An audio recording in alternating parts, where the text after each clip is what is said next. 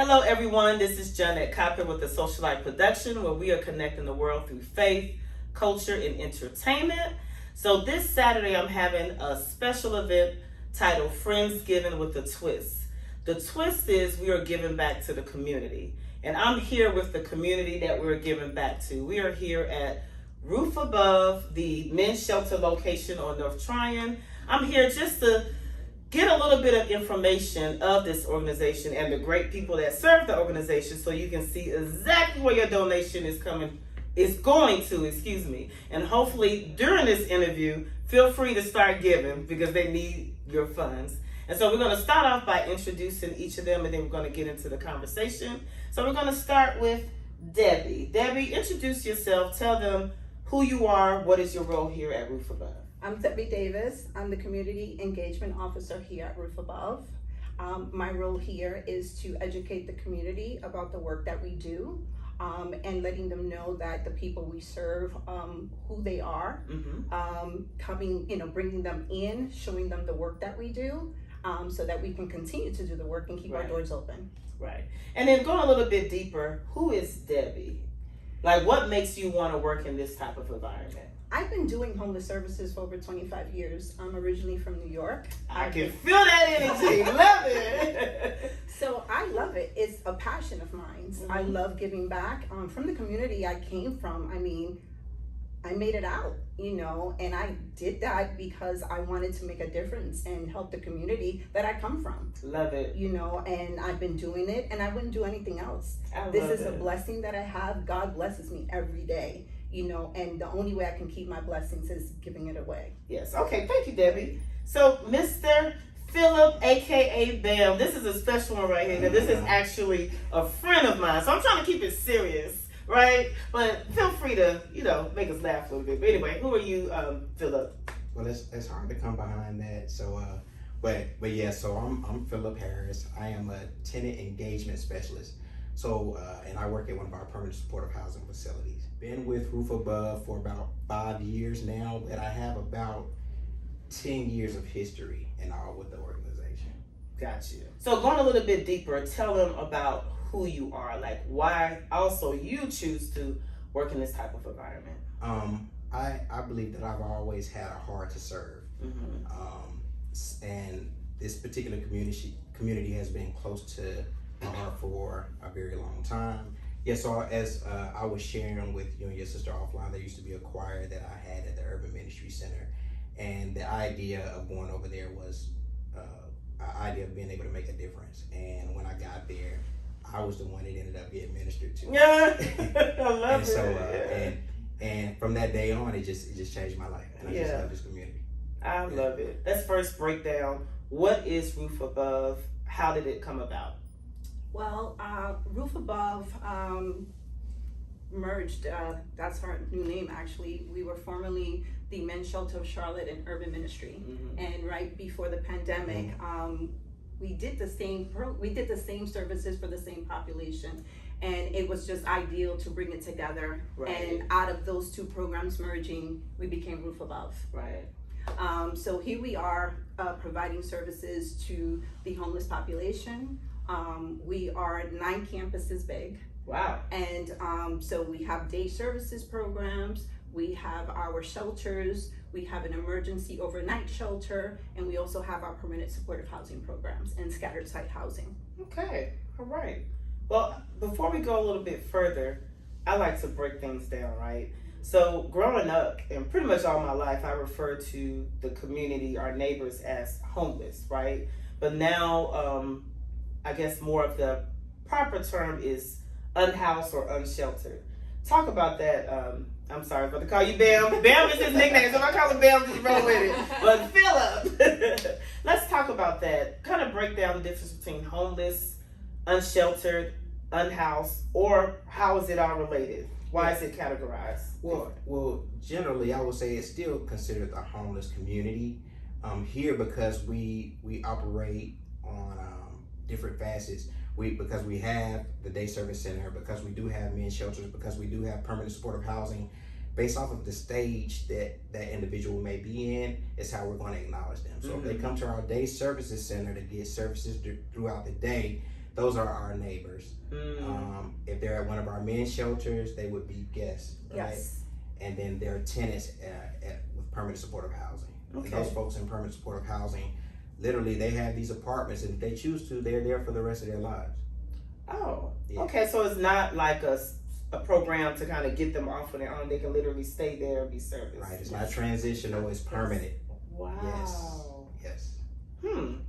So let's talk about how are you guys able to fund this? Because are they paying? Like, Yes and no. Yes and no. Yeah. Yes and so no. I'm gonna let you. I'm like, well, I mean, because this is amazing. Yeah. Seriously. We do get funding from county and state and things of that, but however, we rely a lot on the philanthropy team, and we do a lot of fundraising. And in order for us to do that, we have to go into the community, and we need to educate the community that these are our neighbors. These are individuals that might have been living on the streets before you even moved into the neighborhood. Right. They're neighbors. These are individuals that we love on, that we want to let them know that we're here for them and to support them. Right.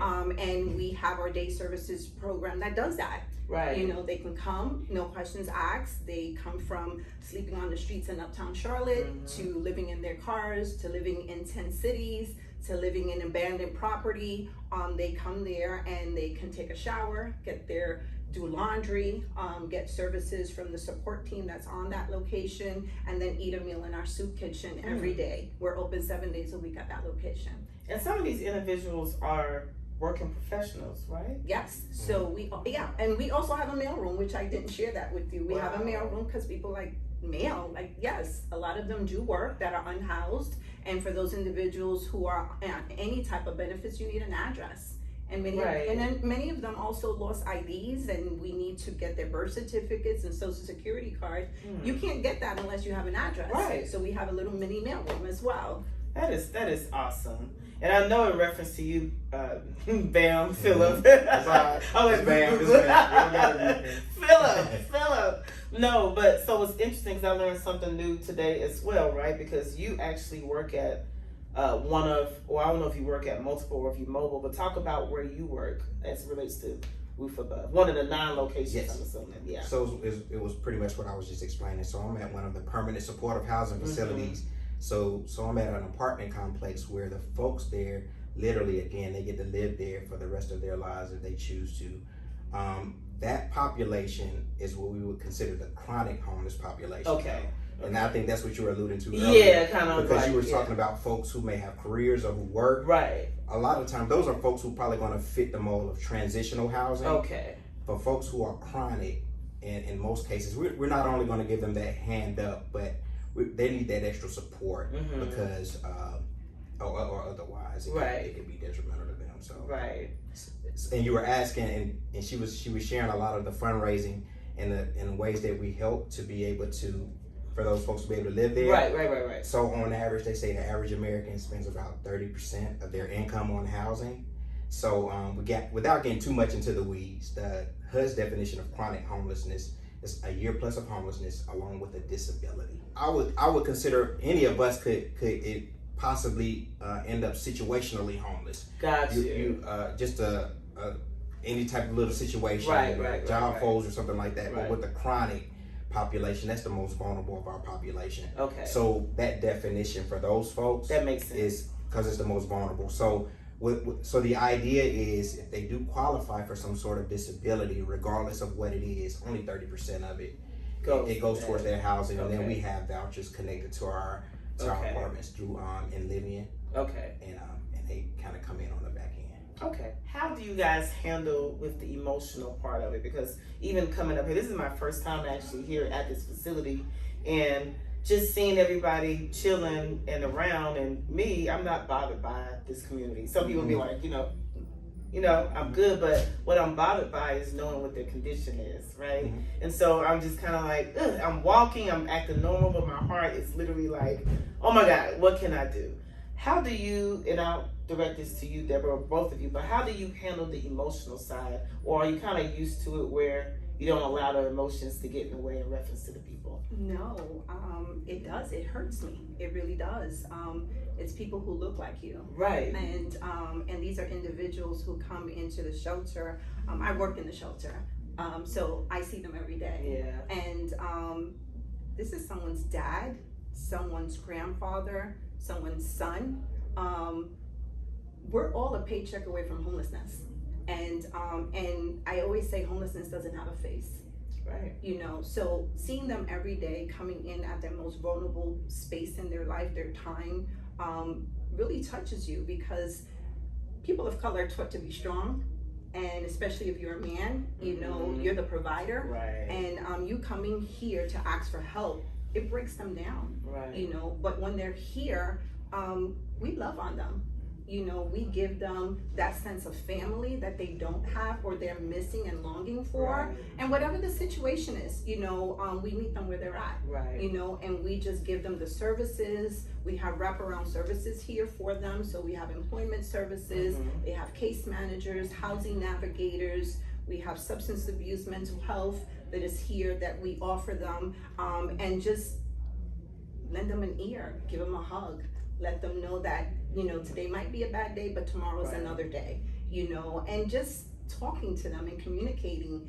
They're just one of us. Right. They just Of course. fell on hard times. Right. They're humans. And they're human beings. So I always say homelessness is not who you are. Right. That's the situation you're just in Right. currently, you know. Right. So that is uplifting, you Right. know. And if you just take time to just see them and connect with them, Right. please, that can just move them, Right. you know, and just spending time with them, Right. you know, and seeing them for who they are. You know, these are just Normal people. just like us, who just fell on hard times, and we're here to make sure we try to help them and build some foundation so that they can have a do-over. Absolutely. And that's what it's all about, you know, getting, you know, falling, brushing up your knees and saying, Get back hey, up. let's get back up. But you Yeah. know, you have the support around you in helping you doing that.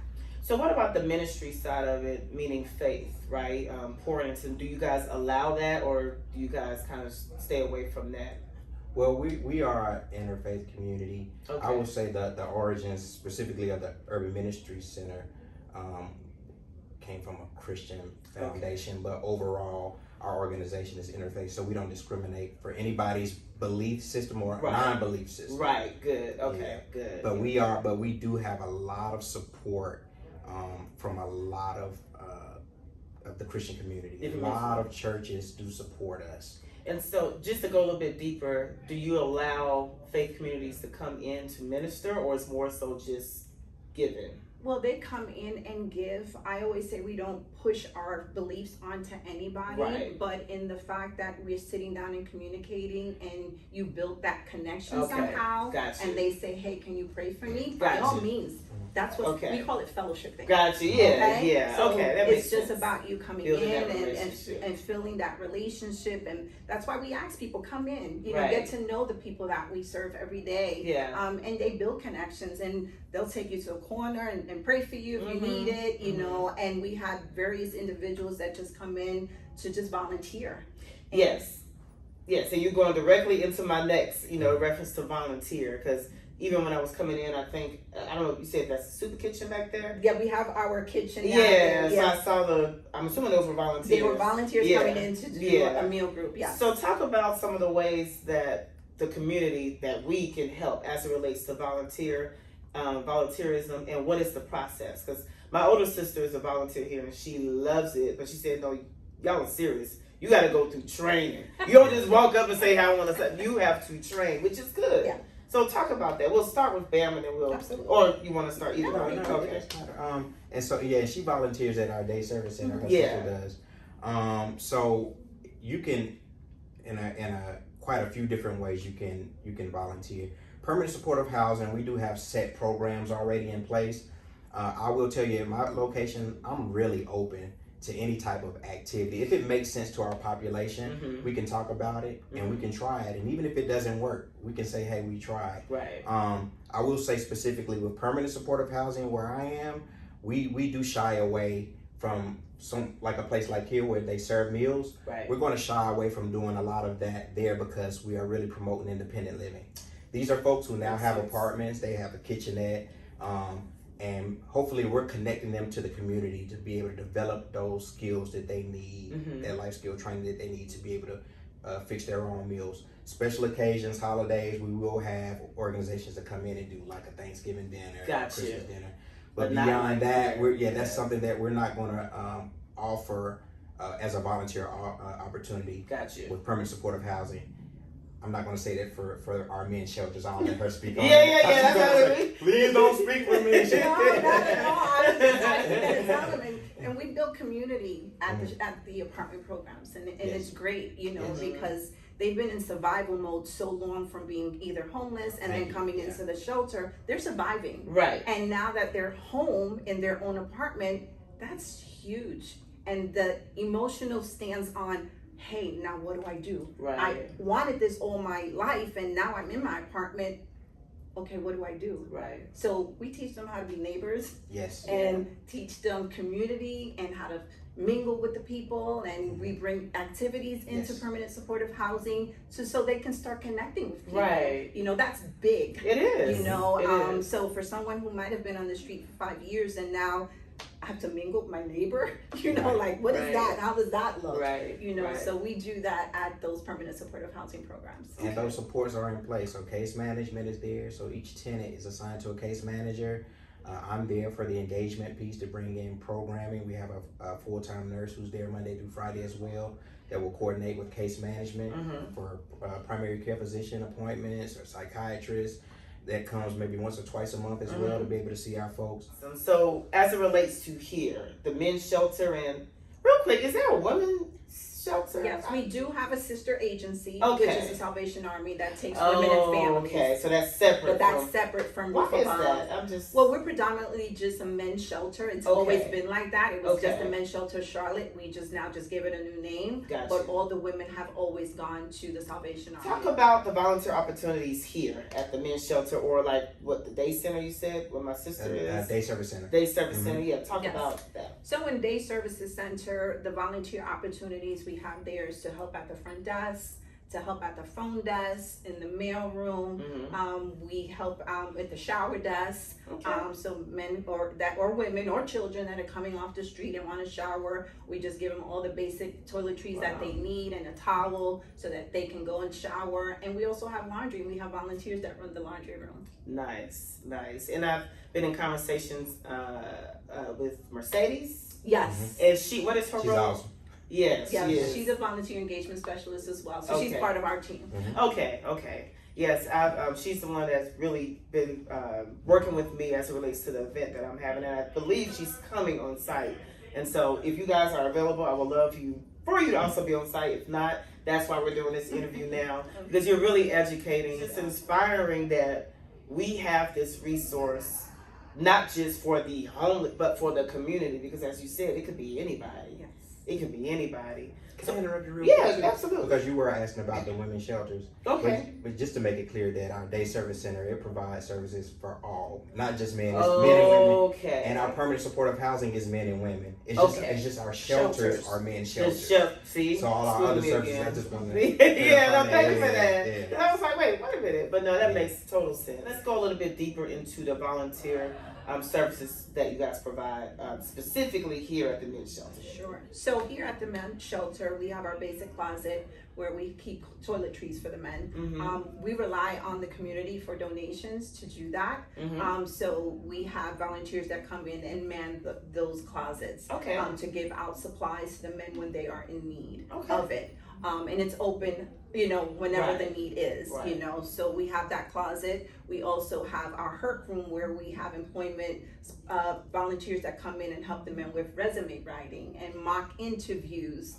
I did not realize that. Yes, so we provide those volunteer opportunities because we want for the men to get a job and hopefully save money so they can go into apartments. Absolutely. So we teach them how to just apply for a job and what to expect when you do get called for an interview. So we get them all those tools, and we do it with the help of the volunteers. And then the big thing here is the meal groups. So meal groups, as you saw when you came in today, we have volunteers that do sign up, and we have them come in and provide breakfast, lunch, and dinner. They can either sponsor it or they can just come serve.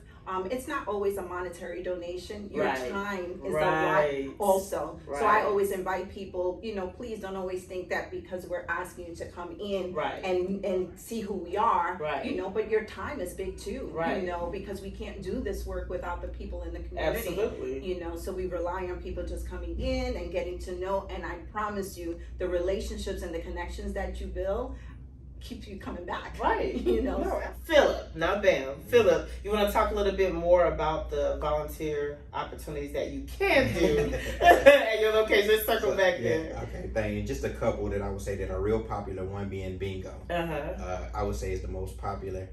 With that though, it's a little bit to it because of prizes and things of that sort. So I can communicate and talk about fresh start kit items such as toiletries and things that we may take for granted that are huge in our community. And then the second would be our Fun Friday, which is where I just bring out games every Friday. I'll play music and have snacks out on the table. And it's just an easy way to be able to engage with our folks without really having to think much about it. Right. Well, someone like me, I'm very competitive when it comes to games, so you may not want me doing that because I'll end up insulting somebody. We need all of that. They will have next. They were like, who is she? No, you don't. I think it's best I'll volunteer. Let me stay here or go over the day service. No, but with knowing your personality, I don't know how you are at work, but you're just such a funny, but yet you minister, yet you're serious, yet you'll go in. Like, I'm pretty sure they love you over there at that center. I mean, the location you're at. I would say that. Hopefully they do. Yeah. Okay. I would say that. We love him. Thank you. He's trying to be humble. No. Because we love him without being here. Everything you just said, Philip is all that. Absolutely. Here. So he does not change at all, and that's what I really care. He's wonderful. He's a wonderful guy. I know he is. And I'm Thank proud y'all. of you. Outside of this, but just knowing you personally. And I'll say about you, because I've only known you for 30 minutes, and your spirit, even before you knew who I was, I saw you. And it's just a blessing to have people like y'all serving. You guys exude the fruit of the spirit, right? And I'm not trying to make this about faith, but it's key. So it's not about what you say, it's about what you do. Personally, I just want to say thank you because not everybody can do what y'all do. Not everybody has the patience or even the grace to do it. And I don't know, I do know why I felt led to highlight Roof Above, especially at my event, because I'm tired of driving and seeing people on the street. Sometimes we gotta look beyond what we see. Walking uptown, running uptown, I'm like, what can we do? And it doesn't even have to be as big as donating to an organization, which please donate, right? But it can be you going to the grocery store. Frankie, my sister that volunteers, she literally packs sandwich bags of, like, especially for the winter, the warm packets, I think socks, whatever care items. She keeps it in her trunk. When she drives certain places, she hands it out. So what would you say that people can do no matter how big or small, of course with Roof Above, but just in general as it relates to our neighbors in need? I would say just be kind. That part. Just ask them if they need help. These are human beings. This is someone's loved one. And I always just say this is anybody's dad or mom. They just fell on hard times, and that could be us. And we're gonna get of age when we need help. Absolutely. So Absolutely. How would you want to be treated? Absolutely. It's with dignity and respect for me all day. Absolutely. And that doesn't change. So please, an act of kindness and helping them. These individuals just need help. And that's what we do every day. We help them. No questions asked, and we do it from the heart. From the heart. And this is not even a job for me. This is a place that I'm just here every day. I enjoy it. So it's not hard work for me because I really enjoy the work that I do. Right. She said something key, dignity.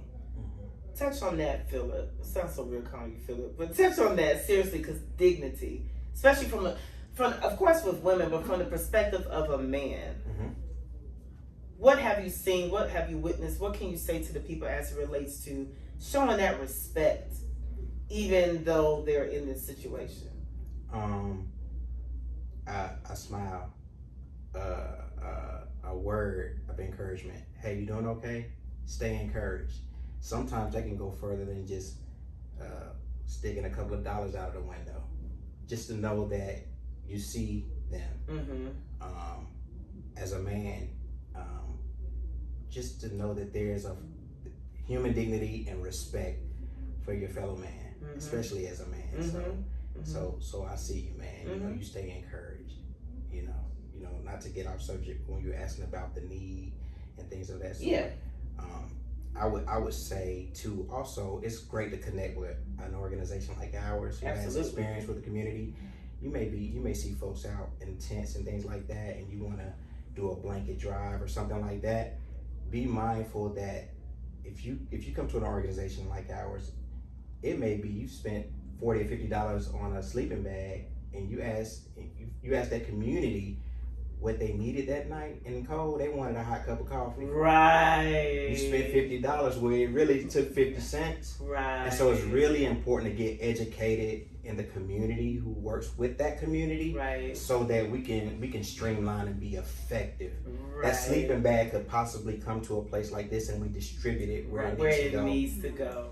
You're stepping on my toes because, and I'm just going to tell myself the ignorance. Right? Yeah. Ignorance is not a jab, it's just you don't know. Right. You don't have awareness. So when I was speaking with Mercedes, you guys have the Amazon link that you can go online and pick items. Wish list, yes. So I saw it, and it wasn't really long, and it didn't include the things that I thought should be on there. So here I go. Is there a way I can add to the list? Just to fill it out for her to share. She didn't even respond to me.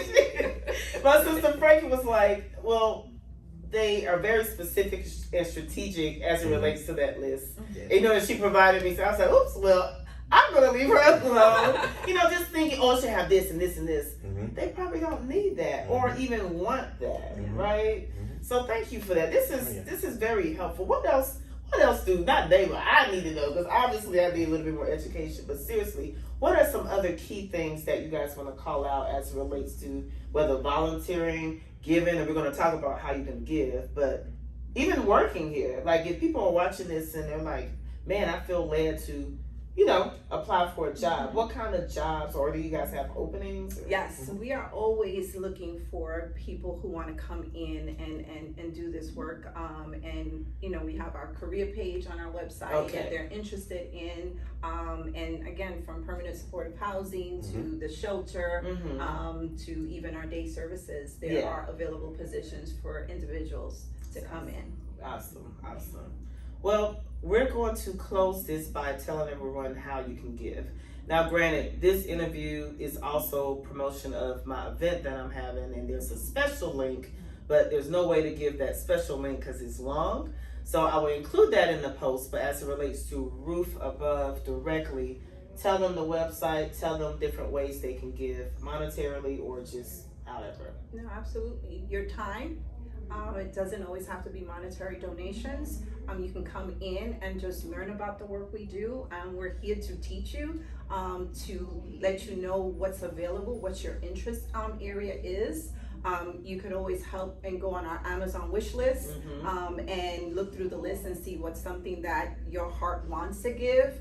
And toiletries, that's something that, like Philip was saying, things we take for granted every day is things that they need every day. From towels to blankets to toiletries to pillows, washcloths. Those little basic little things are things that we need every day. In our shelters alone, there are 500 men that sleep every night at our shelters. And they have to take showers and look for meals. We provide 3 meals a day. So the food is a big thing. Donations, the holidays are coming, so we want to give them a nice Thanksgiving dinner, just like we eat at home with our loved ones and our family. So just the canned foods, whatever you think that you want to give, please do. Absolutely. Anything to add? No, you can go to roofabove.org. And it should be a donate tab as well as a volunteer tab. And it'll give a lot of different opportunities for both. Ways to donate and ways that you may want to engage. Yes. And their website is very resourceful because it also talks about just the different arms and pillars for Roof Above. Well, any last words, remarks to me, to the people, to Roof Above, like any closing? I just appreciate your heart for highlighting and wanting to serve the community. Yeah, thank you. I'm not surprised, but I appreciate it. No, yeah, thank you for coming here and just learning about us. You're welcome. And sharing the information. Yeah. Well, you're definitely going to see more of me because I am going to start volunteering here in some way. I'm going to go through the training first, right? But then see where my gifts aligns, because it's about aligning your gifts and serving, you know. It's not just about what I'm doing outside, but it's even here. So I am thankful for the opportunity because you were very busy and you sat for a good 30 minutes to meet with me. So I appreciate it. And I literally called him at close to 11 o'clock. He was working. He, had a bunch of stuff going on, but he made it happen. So thank you so much, Bam. I'm going to call you Bam. My friend Bam. And I am so proud of y'all. But everyone, again, this is Janet Cape with the Socialite Production, where we are connecting the world through faith, culture, and entertainment.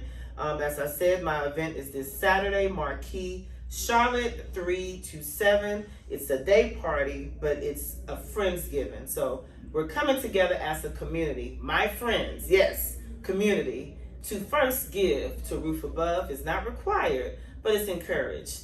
And then to give to each other, for us to be in the room, to connect, to celebrate life, to celebrate the opportunity to just be here. So I thank you and get ready for a great time. Thank y'all. Socialite Production, we out. Peace. Thank y'all.